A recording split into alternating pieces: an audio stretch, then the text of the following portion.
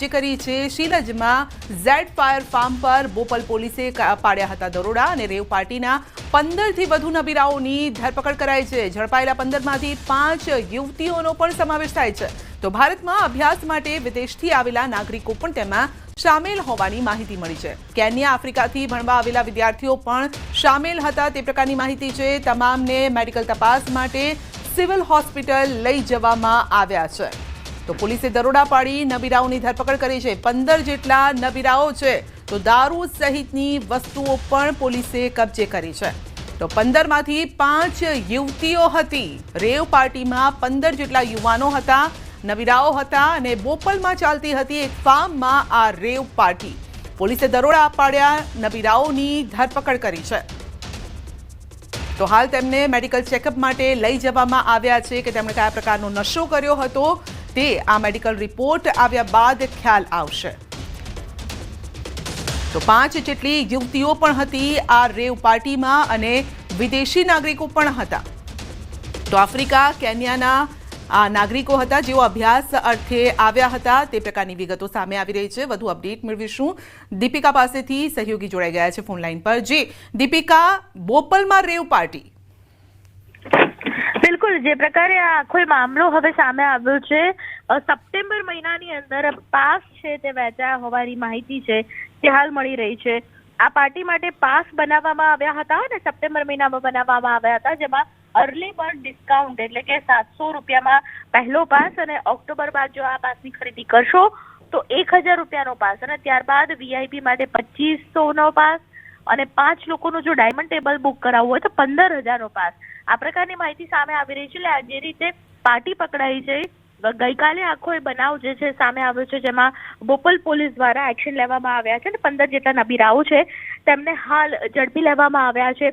On paper છે થોડી ક્ષણોમાં બતાવી દેવામાં આવશે, પરંતુ હાલ જે પરિસ્થિતિ છે તે પરિસ્થિતિ મુજબ 15 નબીરાઓનું મેડિકલ તપાસ છે તે ચાલી રહ્યું છે સોલા સિવિલ ખાતે અને ત્યારબાદ તમામને પોલીસ સ્ટેશન લાવીને તપાસ આગામી સમયમાં કરવામાં આવશે। કારણ કે જે જગ્યા ઉપર પાર્ટીનું આયોજન કર્યું હતું તે પાર્ટીનું આયોજન કરનાર કોણ હતું તે પણ અહીં સૌથી મોટો સવાલ ઉભો થઈ રહ્યો છે। જો કે જે પ્રકારના પાસ છે તે સામે આવ્યા છે તેમાં જે લોકેશન છે તેમાં Ahmedabad city farm house party આવું લખવામાં આવ્યું છે। એટલે કોઈ પણ પ્રકારનું લોકેશન એમાં નથી આપવામાં આવ્યું। હા, પણ પાસીસ માટે ખાસ કરીને ક્યાં સંપર્ક કરવો અને કયા ડીજે છે તે ખાસ કરીને અહીં આ પાર્ટીમાં જોવા મળશે તેવું છે તે ખાસ પાસ દરમિયાન પાસમાં લખવામાં આવ્યું છે, જેમાં 2 ટાઈમ લખવામાં આવ્યા છે। 8 વાગે આ પાર્ટી શરૂ થવાની હતી અને બીજો સમય જે છે રાતના 10 વાગે પણ આ પાર્ટી શરૂ થવાની હતી। એટલે આ 2 જે પોસ્ટર છે તે પોસ્ટર વાયરલ થયા છે અને તેને લઈને હાલ તપાસ ચાલી રહી છે કે આ જે 15000 જે છે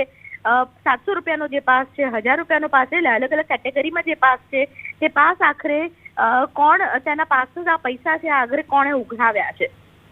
જી બિલકુલ દીપિકા, સાથે દારૂ પણ ત્યાંથી મળી આવ્યો છે તે પ્રકારની વિગતો છે। તો યુવાનોને શું આ પાર્ટીમાં નશાનો સામાન પણ પીરસવામાં આવતો હતો? દારૂ સિવાય ડ્રગ્સ કે એ પ્રકારની વસ્તુઓ પણ પીરસાતી હતી?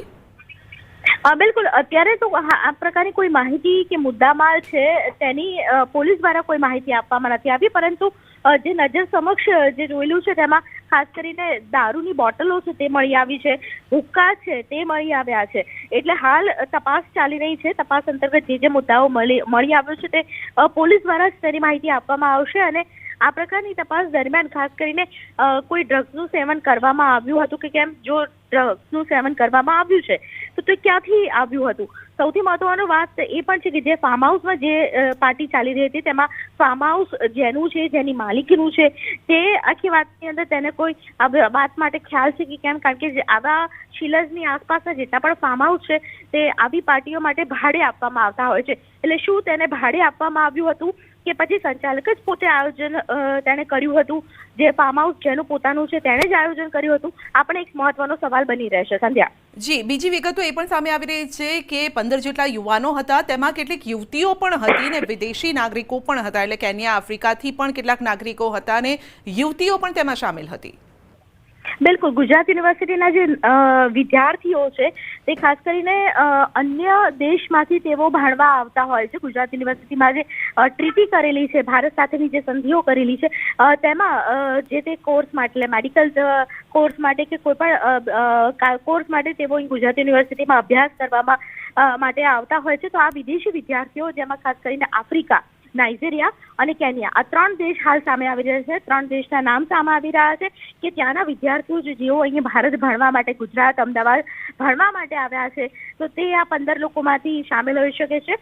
મહત્વની વાત એ છે કે આ 15માંથી 5 જેટલી યુવતીઓ પણ છે સંધ્યા. એટલે 5 યુવતીઓ છે તે પણ આ પાર્ટીમાં સામેલ હતી. એટલે સમગ્ર માહિતી છે તે થોડીક ક્ષણોમાં બોપલ પીઆઈ દ્વારા પ્રેસ કોન્ફરન્સ કરીને કહેવામાં આવશે. પરંતુ હાલ જે મામલો સામે આવ્યો છે તેમાં નવા વર્ષને લઈને આ ઉજવણી છે અને આ ઉજવણીને ક્યાંક ને ક્યાંક કહી શકાય કે પોસ્ટર દ્વારા તેને ખુલ્લી પાડવામાં આવી હતી. જોકે આ પોસ્ટર કેટલા હદ સુધી વાયરલ થયેલા હતા અને કોણે કોણે બુકિંગ કરાવ્યું હતું તે પણ મહત્વનો સવાલ બની રહેશે. માત્ર 15 લોકો આ પાર્ટીમાં હતા કે 15થી પણ વધારે હતા?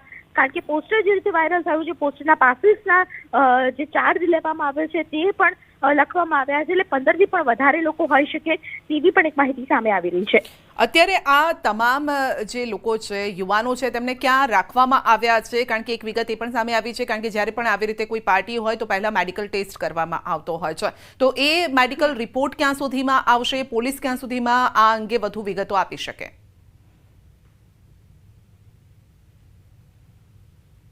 જી દીપિકા. કે વસ્તુઓ જે છે તેનું વેચાણ કરતો હોય અથવા તો તે સર્વિંગ કરતો હોય તો તે સ્ટાફ છે તેને હાલ પોલીસ સ્ટેશનમાં રાખવામાં આવ્યો છે. પરંતુ જે લોકોએ સેવન કર્યું છે અને જે લોકો વિદેશના છે તો તે વિદ્યાર્થીઓને સોલા સિવિલ ખાતે મેડિકલ તપાસ માટે લઈ જવામાં આવ્યા છે. આ જે મેડિકલ તપાસનો જે રિપોર્ટ છે તે સામાન્ય રીતે 48 કલાકમાં આવી જતો હોય છે અને 48 કલાક બાદ જ શું સેવન કર્યું છે તેની પણ માહિતી મળી જતી હોય છે. એટલે 48 કલાકની રાહ જોવી પડશે અને પોલીસે પણ આ વિગત માટે ખાસ કરીને. પરંતુ હાલ તો જે મુદ્દામાલ ઉપરથી જ કહી શકાય, જે સ્થળ ઉપરથી, ફાર્મ હાઉસ ઉપરથી જે મુદ્દામાલ મળ્યો છે તો તેમાં શું ડ્રગ્સનું સેવન કર્યું છે કે કેમ, ડ્રગ્સ મળી આવ્યું છે કે કેમ, તે થોડીક ક્ષણોમાં બોપલ પોલીસની તપાસ દ્વારા સામે આવશે. બોપલ પોલીસની પ્રેસ કોન્ફરન્સ દ્વારા સામે આવશે. સંધ્યા. જી, એટલે દીપિકા, અહીંયા જે રીતે આપ પણ કહી રહ્યા છો, જે રીતે નજરે જોયું છે એ રીતે વાત કરી રહ્યા છો. એક તો ડીજે પાર્ટીનું આયોજન કરવામાં આવ્યું હતું જેમાં દારૂ સહિતની વસ્તુઓ પીરસવામાં આવી હતી અને યુવતીઓ પણ ત્યાં હતી, વિદેશની યુવતીઓ પણ ત્યાં હતી. એટલે એનો મતલબ એ છે કે સ્ટુડન્ટ્સ આમાં વધારે હોઈ શકે છે અને સ્ટુડન્ટ્સ વધારે હોય તો કદાચ આ પ્રકારની વસ્તુઓનું સેવન પણ તેઓએ કર્યું હોય એ પ્રકારની વિગતો સામે આવી રહી છે. પરંતુ શું એ ફાર્મના માલિકને ખબર ન હતી કે કયા પ્રકારની આ પાર્ટી ચાલી રહી છે અથવા તો કરવામાં આવી રહી છે? કારણ કે બકાયદા અહીંયા જે પાસીસ છે એ પણ અહીંયા જોવા મળી રહ્યા છે અને જે પોસ્ટર પણ છે એ પણ જોવા મળી રહ્યું છે. એટલે એવું બની ન શકે કે કયા પ્રકારની પાર્ટી છે એ કદાચ ફાર્મ માલિકને ખબર જ ના હોય. કરવામાં આવ્યું હોય ત્યારે તે આયોજન દરમિયાન ખાસ કરીને જ્યારે પણ આવી ડીલ થતી હોય, ભાડું આપવાનું છે કે પછી હું જ પોતે આયોજન કરતા છું, તે પ્રકારનું જ્યારે ડીલિંગ થતી હોય ત્યારે સૌથી મોટો સવાલ એ છે કે જેણે આયોજન કર્યું છે તે કોણ છે? જે પોતે જ ફાર્મ હાઉસના માલિક છે કે પછી તે છે તેણે કોઈ અન્યને ભાડે આપ્યું હતું ને તેણે આયોજન કર્યું હતું? જો ભાડે આપ્યું હોય તો શું તેને ખબર હતી કે આ પ્રકારનું જ્યારે આયોજન થઈ રહ્યું છે પોતાના જ માલિકીમાં, પોતાની જ માલિકીના પરિસરમાં જો આ પ્રકારનું આયોજન થઈ રહ્યું છે તો તે પણ પોતે સામેલ છે કે કેમ? તે સવાલ છે, તે સવાલ પણ અહીં અગત્યનો બની જતો હોય છે. જોકે હાલ પૂરતી જે માહિતી સામે આવી છે તે માત્ર 15 નબીરાઓ છે તે ઝડપાયા હોવાની માહિતી હાલ તો સામે આવી રહી છે અને તેને લઈને પણ તપાસ છે તે ચાલી રહી છે. જોકે આખા મામલાની અંદર સૌથી મહત્વની ભૂમિકા જે છે તે ફાર્મ હાઉસના માલિકની પણ છે કે કેમ તે પણ અહીં તપાસનો વિષય બની રહેશે. સંધ્યા. બિલકુલ દીપિકા, આ ઘટના પરથી એવું લાગે છે કે હવે ફક્ત ઉડતા પંજાબ સુધી આ વસ્તુ સીમિત નથી રહી, ઉડતા ગુજરાત, હવે આ ટાઇટલ પણ કદાચ આ ગુજરાતને મળી રહ્યું છે. કારણ કે અહીંયા જે રીતે પાઇપ પણ જોવા મળી રહી છે, હુક્કા જોવા મળી રહ્યા છે, જે દ્રશ્યો આવ્યા છે, અહીંયા બોટલ્સ પણ જોવા મળી રહી છે જે દારૂની બોટલ હોઈ શકે છે. બકાયદા એક ફાર્મ છે, ફાર્મની અંદર રાઉન્ડ ટેબલ અહીંયા રાખવામાં આવ્યા છે. એટલે નાઇટ પાર્ટીનું અહીંયા આયોજન કરાયું હતું અને આ આયોજનમાં અનલિમિટેડ દારૂ પીરસવાની આ પાર્ટી હતી. એટલે યુવાનોને આકર્ષવા માટે આ પ્રકારની સ્કીમો રાખવામાં આવી હતી. બિલકુલ ને આજની જે જનરેશન છે તેમાં પણ ગુજરાત યુનિવર્સિટીના વિદ્યાર્થીઓની જ્યારે વાત આવતી હોય ને વિદેશી તેઓ આવતા હોય આ પ્રકારની પાર્ટી છે તે ગુજરાતમાં અમદાવાદમાં થવી અને તેનું આયોજન થવું અને જેની જાણે કે કોઈને ખબર જ ન હોય એવું શક્ય ન હોય આવા અનેક સવાલો છે જે આ પાર્ટી બાદ હવે ઊભા થઈ રહ્યા છે કારણ કે હાલ પરિસ્થિતિ એવી છે કે પાર્ટીનું આયોજન જ્યારે થયું હોય આટલી મોટી સંખ્યાની અંદર વિદ્યાર્થીઓ અંદર સામેલ હોય માત્ર 15 વિદ્યાર્થીઓનો જ આંકડો હાલ જોવા મળી રહ્યો હોય